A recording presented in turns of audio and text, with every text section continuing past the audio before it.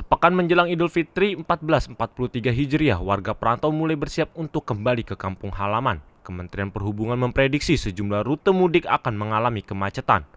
Puncak arus mudik diprediksi akan terjadi pada 28 hingga 30 April 2022. Oleh karena itu, masyarakat dihimbau untuk mudik lebih cepat agar terhindar dari kemacetan dan kepadatan arus mudik.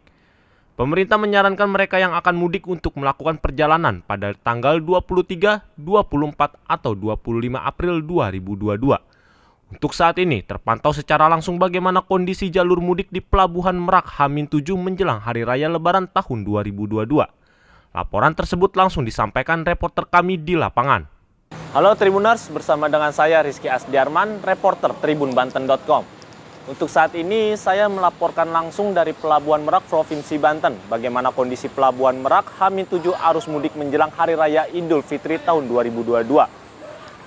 Terpantau pergerakan kendaraan di sepanjang jalur tol Tangerang Merak, kondisinya terpantau cukup padat, namun masih bisa dikategorikan arus lalu lintas cukup lancar. Diinformasikan prediksi puncak arus mudik yang dirilis oleh PT Jasa Marga jatuh pada tanggal 29 April 2022. Hasil survei dari Kemenhub menyatakan bahwa pada tahun 2022 ini pergerakan pemudik di seluruh Indonesia diperkirakan mencapai 85 juta orang. Angka tersebut merupakan angka yang jauh lebih besar daripada tahun-tahun sebelumnya. Hal tersebut dinilai wajar saja terjadi karena 2 tahun sebelumnya pemerintah tidak mengizinkan warga Indonesia untuk mudik. Pemerintah mengeluarkan larangan mudik akibat pandemi COVID-19.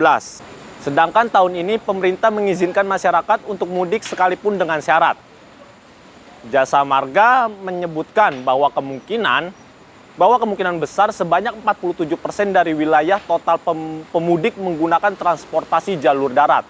Sementara informasi terkait kebijakan ganjil genap di tol, Kemenhub bekerja sama dengan Kakor Lantas Polri dan Dirjen Bina Marga menetapkan kebijakan ganjil genap di jalan tol dengan tujuan untuk mengendalikan arus mudik dan arus balik nantinya. Kebijakan ini diberlakukan mulai pada tanggal 28 April 2022.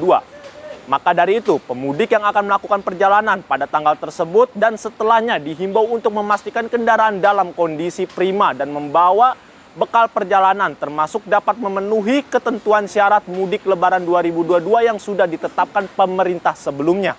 Di mana pemerintah telah mengeluarkan aturan terbaru mengenai calon pemudik yang termasuk dalam kelompok pelaku perjalanan dalam negeri atau disingkat dengan PPDN. Dalam aturan baru ini ada ketentuan antigen dan PCR. Ketentuan tersebut dituangkan dalam surat edaran Satuan Tugas Penanganan COVID-19 tentang ketentuan perjalanan orang dalam negeri dalam masa pandemi.